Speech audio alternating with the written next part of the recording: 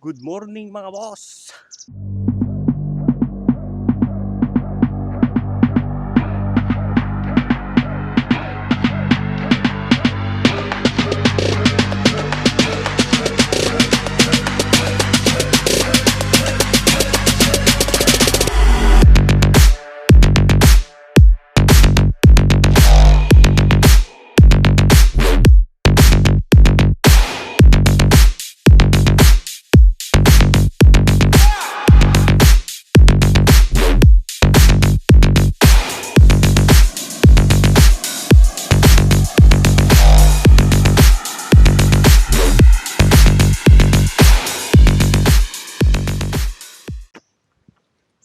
So yun na nga,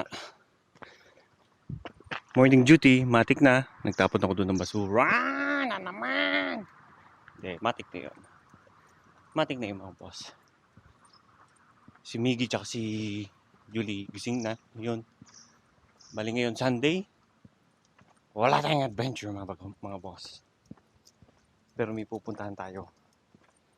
Sasamahan niyo ako, alright? Right? May gagawin tayo na ngayong araw na to, linggo. Siyempre, gala na naman si boss.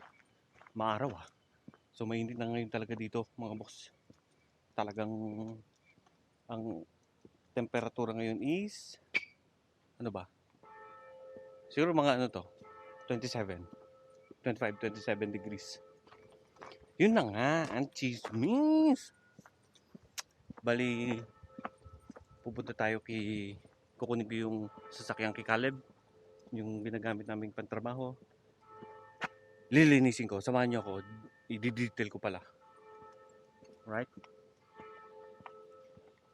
So yun na nga mga boss, Chief General Brad. Lahat na. Hindi, joke lang. Maingay yan. Nga kay aircon. Yun na nga, pupunta nga tayo kay Boss Caleb. Kasi nga kukunin ko yung sasakyan niya namin na pang work sa trabaho. Kasi di-detail ko siya. Sabi ko, kasi yun nga, naikwento ko sa kanya na anytime pwede ako pumunta kay Ahmed dun sa pinagrarakitan ko para maglinis. Free yun mga boss, walang bayad yun kasi alam mo na, magaling tayong dumiskarte, mabuladas. Yun, nabuladas ko si Ahmed. Hindi, pero mabait yun. Tsaka mabait din naman ako sa kanya. Tsaka nakita niya yung trabaho natin mga Pilipino, talagang kalidad. Kaya pinagkatiwalaan niya ako. Ibigay sa akin yung susi ng kanyang shop para anytime mga kaibigan ko raw punta lang daw doon at maglinis o tirahin, bahala na daw kung gusto gawin. Gusto daw mekaniko ako roon, isira yung mga sasakyan, ganyan. Kaya lang, wala na oras pag magme-mekaniko tayo. So yun nga, kaya tayo pinagkatiwalaan ng matindi ni Ahmed, yung dati kong pinagrarakitan. So yun, meron ako sariling susi. Kaya naisip ko gawan ng film to, kung para makita nyo, baka sabihin nyo sabi mo lang yan, pero hindi, totoo. Ito yung susi ng kotse ng kotse tsaka nung shop niya. Anytime, basta hindi lang busy or bago siya mag-open or closing, o kaya Sunday kasi close siya. So anytime pwede akong pupunta ron. Ayos ba mga boss? Diskarte lang! So ito, papunta na tayo kala Caleb.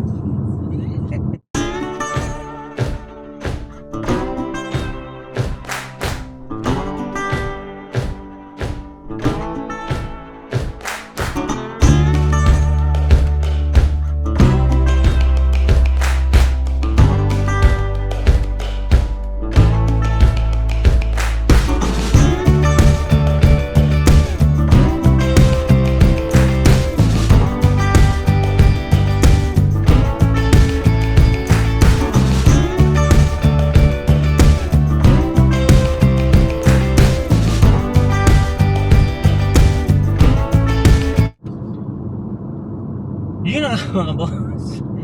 Bali, ito na, malapit na tayo kailangan. Ano. Kumusta pa lang ang almusal nyo dyan, mga boss? Kumusta kayo dyan? Ako, ayos lang. Ayos lang tayo, mga boss. Ayan, dito na tayo sa kanila. Ikot ko lang. Tan-tan-tan. Yan. O, diba? Lumapit lang sila eh. Yung bagong bahay nila na nilipatan. Yan. Ayos ba mga boss? So syempre, doon tayo sa parkingan ng mga malulupit. Ng mga ayun lang, may nakapark yata. Yan, nakareserba yan sa akin boss eh. Ayos ba? Hindi, ibig sabihin yan, guest parking. Alright? Veras Paika. Guest place. Parking for visitors. Ganyan! So tatawagan ko si Caleb. Alright? Yan mga boss, tatawagan ko lang si Caleb. Siyempre, magsalita tayo ng ano. Finish yan. O, dito muna kayo. Benta. Olen tala. Hulko na. Visit ko anta. Yeah. Puwing klantia. Okay. Olen tala. Obita ka. Oko? Okay. Right. So, ito na yung ating kotse. Uy! Kita ko rin na. Nakita nyo ko rin, boss. Ayos ba? Nakalimutan ko yung sombrero ko eh. Ay, init na. Ngayon pala mga boss ay 33 degrees Celsius centigrade. Boss! Ito na! Dadrive ko na. Nakuha ko na pala. Nakuha ko na yung ating... Ano to? Ang tawag kasi dito, Paketi Auto. Means van, closed van, mga ganyan. Ganito karamihan yung ginagamit ng mga maintenance, construction, yan. Kasi yung sa likod, malaki yung mga lalagyan ng mga gamit, ganyan. Tapos yun, medyo mainit na boss, mga 33 degrees Celsius na ang ating temperatura dito ngayon mga boss. So samahan nyo ako mga boss magdi-detail tayo. Didetailin natin tong sasakyan ni Boss Caleb. Kita tayo doon kala. Amen. So yun na nga mga boss. Tumawag si Julie. Sabi niya bumili daw. Muna naman ako sa Chitir. Ito. Dito ako malapit lang kala Caleb to eh. Alam mo naman tayo, macho nurin. Eh di bumili. Ayun o. Sit like a boss. So tamang chill lang ako rito mga boss. Nantay ko yung order ko. Nantay ko yung order ko. Wala ko na magawa eh. Dito muna tayo. Antay-antay muna. Inom muna. Coke. Baka naman. Coca-Cola. Baka naman.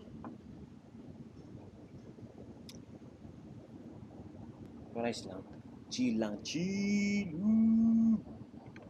Mga boss, habang ako'y nag-aantay, bibili muna ako ng ng ating gamit sa fishing rod. Yan. Tama, lakad-lakad lang tayo mga boss. Ililibot ko lang kayo. Bibili tayo ng pampahabol. Tagal pa naman yun eh. Tagal talaga yung order dyan sa chicken yan. So fried chicken yan. Paborito kasi ni Miggy yan boss eh. So dito tayo sa Tokmani. Yan. Medyo bumubulong-bulong lang ako dito mga boss ha. Lakasan nyo na lang yung volume nyo. Yun na nga. Mabilisan lang to mga boss. Siyempre. Para madagdagan yung ating Yun ang mga sale boss oh. Kita nyo ba? Sale. Uy, pwede sa fishing to ah. Kaya lang butas. Butas. Yan. Saan na ba yun? Maliit lang yun eh. Ito siya mga boss. Kukunti lang. Konti lang. Ito, kailangan ko to. Isa nito. Ano ba naman yan? Hindi tayo makakahuli dyan pag ganyan. Yun o. Mangilan-ngilan lang. Ito, set na o. 7 to 9 grams. Siguro pwede na ito, boss. Hindi tayo makahuli dito pag ganito. Huwag dito. Doon na rin sa kabila. Labas na ako. Hindi ubra to mga boss. Mission fail tayo mga boss. Pero ayos lang. Balikan natin yung manok. Yan. Siguro naman. Handa na yun. Ready na yung manok natin, boss. Chitir. Masarap yan eh. Chitir. Chicken. Kalasa siya ng ano. Ng yung chicken dyan sa ano. Sa Pizza Hut. Yun yung kalasa niya. Dyan sa Pinas.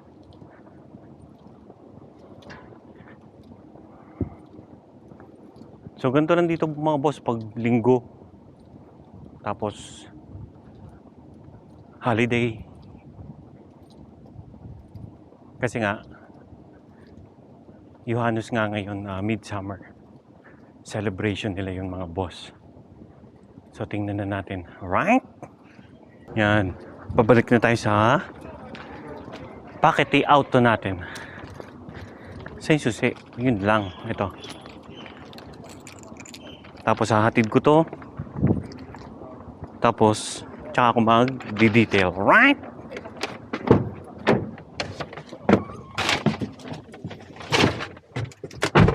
Right. Hatid ko lang to kila Inday Cars sa ating asawa. At syempre, kay Miggy Wing. Wala. Buti hindi matras. Atras muna.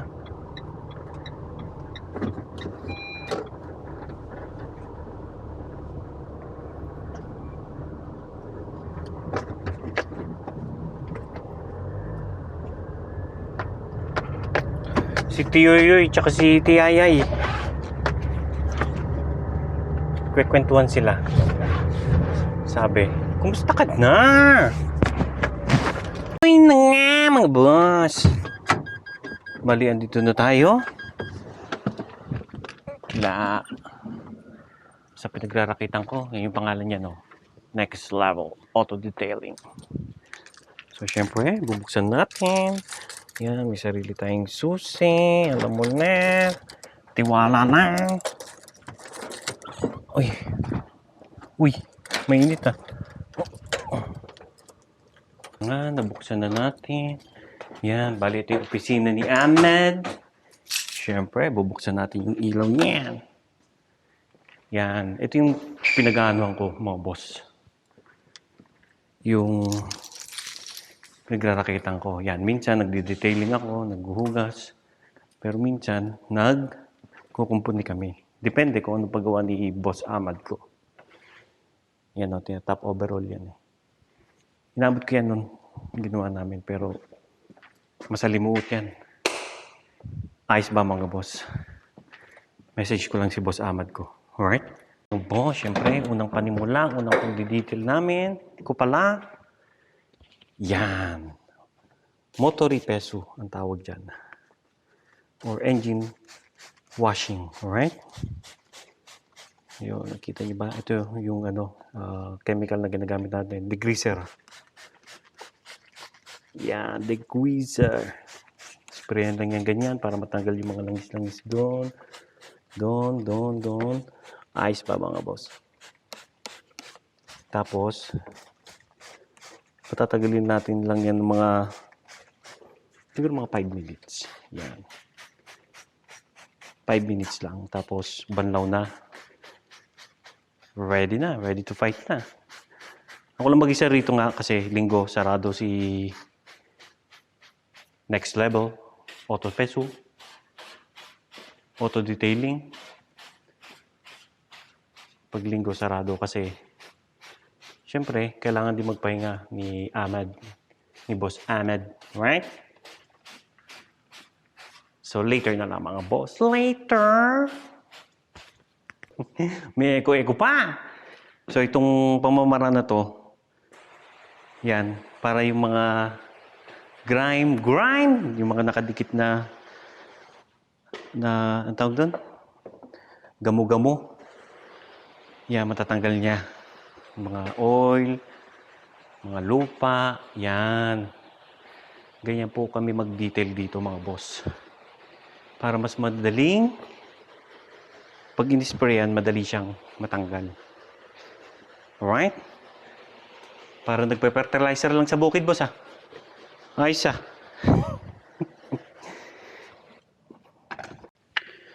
So, after ilang minutes, nung nilagay natin na chemical, syempre, bubugas yan.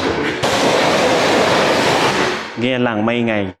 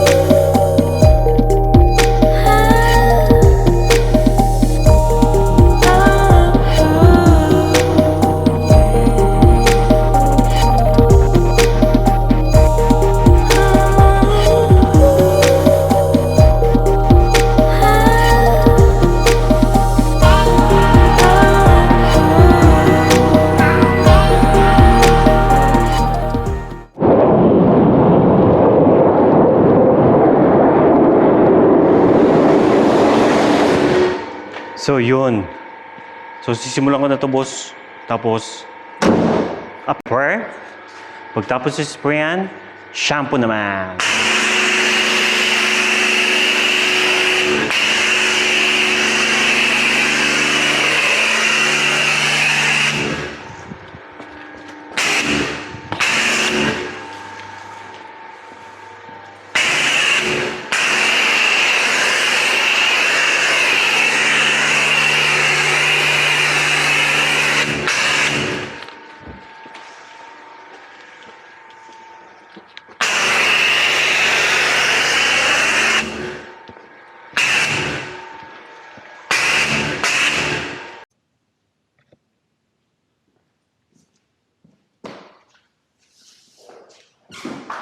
Pagtapos sa bunan, syempre, banla.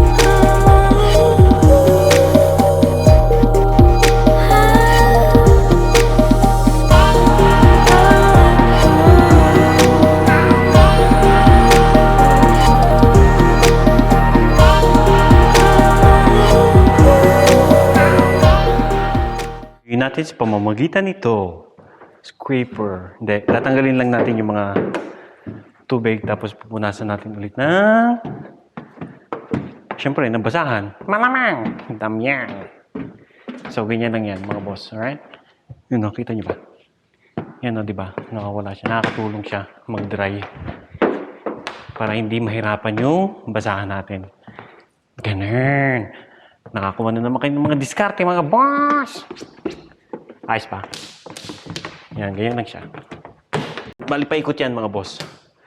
Lahat yan. Pababa, pag ganun, ganun. Tapos na. Hindi. Pupunasan ko na. Paikot. Alright? Siyempre, ito naman yung pamunas namin dito. Special yan. Mabilis siya maka-absorb ng tubig. Yan, di ba? Oh, tuyo na agad, oh. Di ba, boss? Malaking bagay yung ano muna, ni-scrape muna. Tapos ito. Yun. So, pupunasan ko lang. So, yan, after nating i-dry, parang tutorial to, ah. Hindi. Ito lang yung ano. Share ko lang yung mga ginagawa ko. Ito naman yung door lining. Right? Yan, ganyan.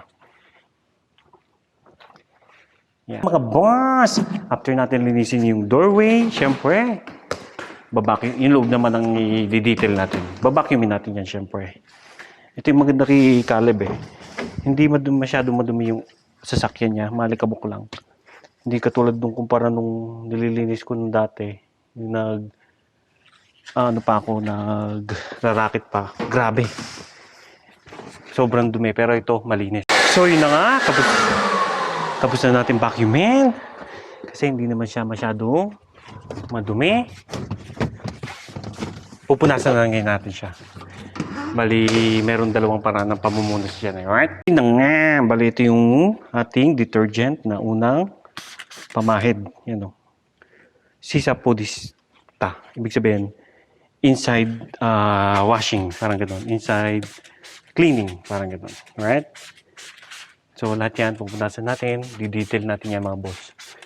Parang brand new na ngayon yan. Mia-mia. Right? Yun na nga. So, yun na nga. Tapos na yung unang way ng paglinis. Pang-detailing. Ito naman yung pangalawa. Ito yung parang pang-protection tsaka pampakintab na rin para mag-gloss yung ano. Gloss! Yung ating panels. Alright? Yan. Kumuha ko ng maraming tissue na pampunas ng ating pagtapos nung second touch natin na ano ng detailing sa loob. Siyempre, ang mahalaga din to salamin. Alright? Yan. Gaganyan na ganyan. Yan. Mawawala na yung mga anik-anik dyan. Alright?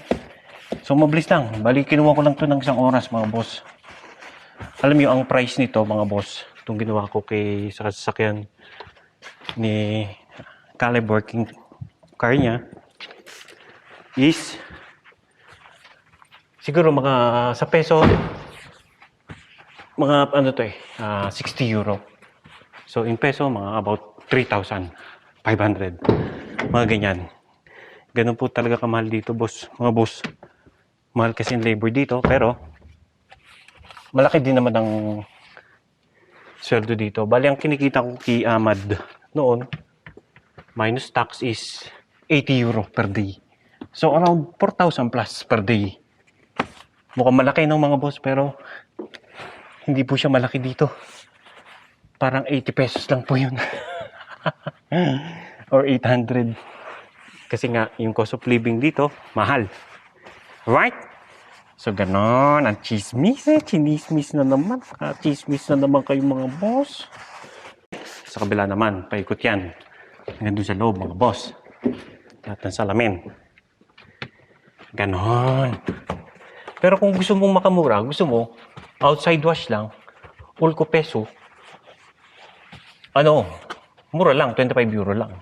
Pero labas lang yun. Hindi siya madidetail. Tingnan niyo po yan, no? Ang linis, no?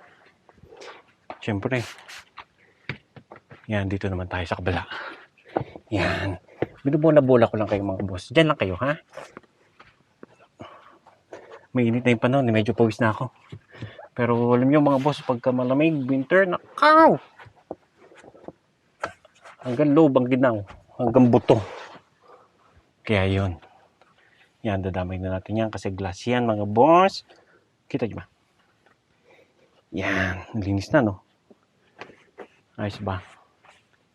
So, dito naman tayo sa kabila. Boss! Tapos na ako.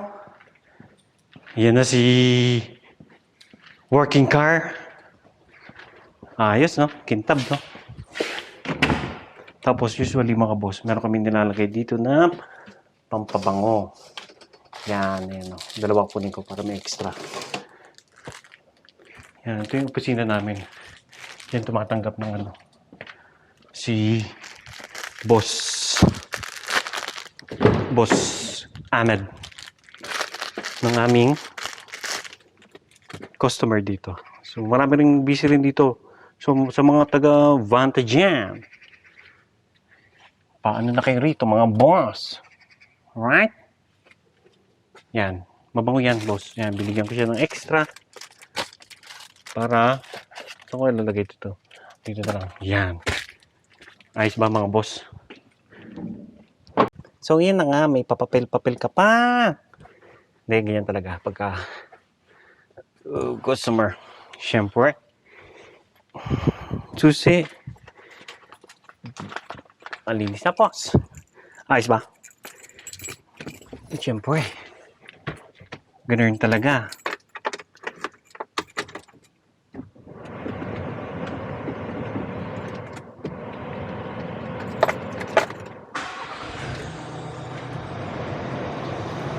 Oops, bago ko makalimutan. Yung Tavara. Sabihin, items. Tavara. Yeah. Siyempre, atras ko muna. Oop. Maingay. Oh, yan. Ayos na. Madulas-dulas pa. Madulas-dulas pa yung clutch. So, atras ko muna siya. Kasi, siyempre, lilinisin ko muna yung yung mga ron, anik-anik. Yan, dyan muna.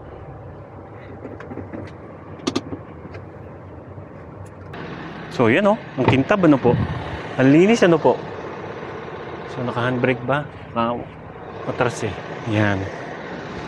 So, ito, siyempre, nakakaya na makiyamad yung mga dahon-dahon, mga lupa-lupa. Lilinisin ko yan, siyempre. Bubugahan lang na natin. Saglit yan, boss. Right?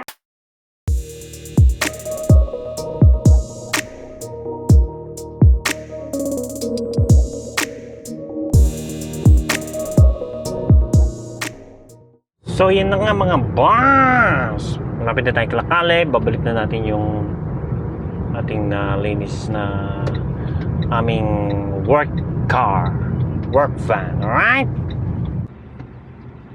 So, yun na nga mga boss! Yan, natin ko na, ayos na. Sana po na-enjoy yung anong enjoy doon? Hindi, joke lang. Hindi, chinismis ko lang yung araw ng linggo ko ngayon dito dahil wala naman ding magawa at gusto ko lang i-share sa inyo kung ano yung naging racket ko noon. So ganun yung ginagawa ko lagi, ganun yung presyo, depende kung ano yung so mahal talaga dito mga boss, pagawa ay magpa-labor, lahat ng bagay, pero tinatapatan din naman ng magandang sahod. Yun, meron silang minimum wage dito sa Finland kahit detailer ka lang o tagalinis. Kaya saludo ko sa mga mga Pinoy dito, talagang magagaling, di ba? So yun na nga boss, ano nga bang aral ang makukuha dito? Parang pamilyar. Hindi, joke lang. So yun nga, hindi sa tayo ay nagsisip-sip kay Caleb o kay Ahmad. Ang pinaka bottom line doon boss is give and take lang ba? Di ba po, lagi akong sinusundo, pinagkatiwalaan ako ni Caleb ng trabaho, tapos saka nakakita, hatid sundo pa, minsan nililibre pa sa pagkain. Yun na lang yung parang kapalit ko na na tulong ba, na pabor ba para kay Caleb, since pinagkatiwalaan din naman ako ni Ahmad, yung pinagrarakitan ko ng trabaho noon, binigay sa akin yung susi. Bakit pa magbabayad, di ba? sa kanya rin nang galing. Hindi ko tinitake advantage yon. Ang pinaka ibig ko pong sabihin ay ang tiwala ay inaani. Bibog-bibog ba? Hindi yan nakukuha overnight lang, ganun. So nakuha ko yung tiwala kasi nga binigay ko yung nararapat na trabaho kay Ahmed noon, kaya niya pinagkatiwala sa akin lahat ng yun. So ganun din kay Caleb, nakuha ko na yung tiwala niya kasi mabait ako. Joke lang. So yun yung ano, mag-discarte lang. Ganyan naman tayo mga Pilipino, di ba boss? Kahit dyan sa Pinas o sa ibang bansa, talagang binibigay natin yung napaka-importante ng tiwala ng amo mo. Yon, hanggang sa muli mga kaibigan. At dito na po magtatapos ang ating programa. Hanggang sa muli. Right?